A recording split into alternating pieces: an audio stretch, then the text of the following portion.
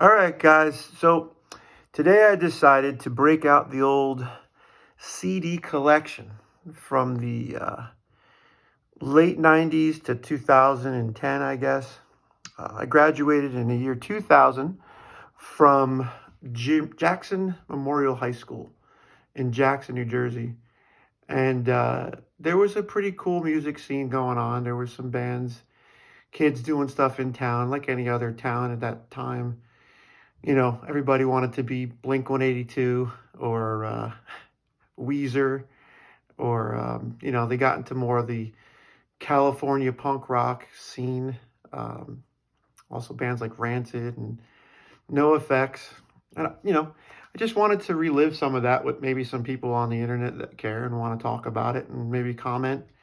I got a stack of CDs I just dug up and just going through them randomly, going through some CDs like The Offspring, or this one I remember hit really hard with some of the BMX kids that we were riding in the woods.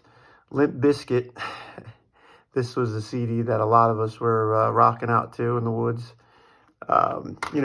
Obviously classic rock had a big influence on me too. Some Led Zeppelin. I like Black Sabbath. I liked, later stuff from Ozzy. Randy Rhoads' guitar was, awesome. Anyway, just where is music today, and what is the big thing? It just seems like it's a lot of melding of different genres and a lot of, like, I don't know, it's not so basic roots of music, 4 or 5 guys grabbing different instruments and jamming out. Rancid, Strung Out was a big one. I really loved Strung Out and that type of music. Some unknown bands, maybe globally, Big Wig. A couple of my buddies introduced me to Big Wig. It was like a Jersey band. They had a couple of good CDs. And, this was music that was known for the rock out, hacky sack in the garage, right after you got done playing your best 4 chords, power chords.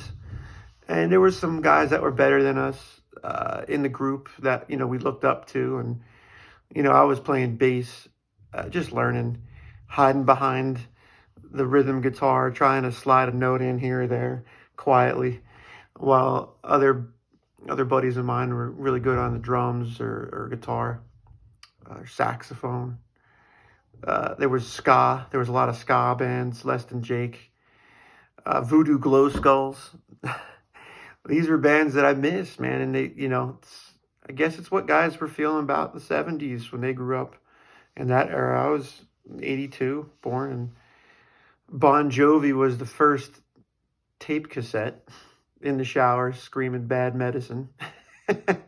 And now it's, moved to other music. There was a band, Dead Wings, a bunch of my friends went into, and that was a good, harder metal band. They had a bunch of really good songs, long songs, really good solos, Pantera, Slayer type of, influences. Mars Volta, which I think they was at the drive-in. That was a big one. And Mars Volta is what they turned into, I guess, some of the guys. Real crazy, abstract jazz beats, in, out of key notes that sound good. Who knows? I loved Thrice. Like I said, Blink 182 was one of the first, pop punk bands.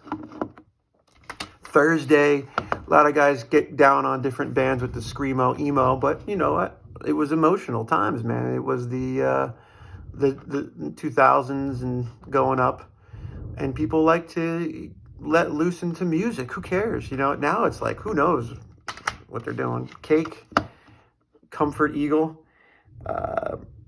This song, I forgot the name of the song, but He's Going the Distance. That was the song, man. Melancholy. And then eventually we got to Killswitch Engaged, man. I mean, this album I really enjoyed.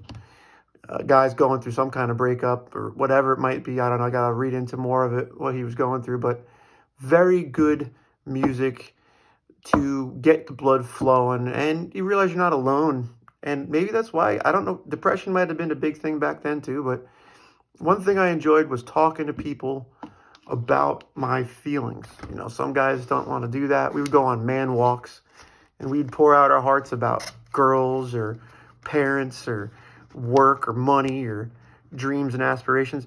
I don't know if that still happens. Do kids go around, you know, some might have been smoking cigarettes, wouldn't be the best thing, but you go have a man walk, grab a smoke, talk about, you know, your life. And we tried to help each other with basic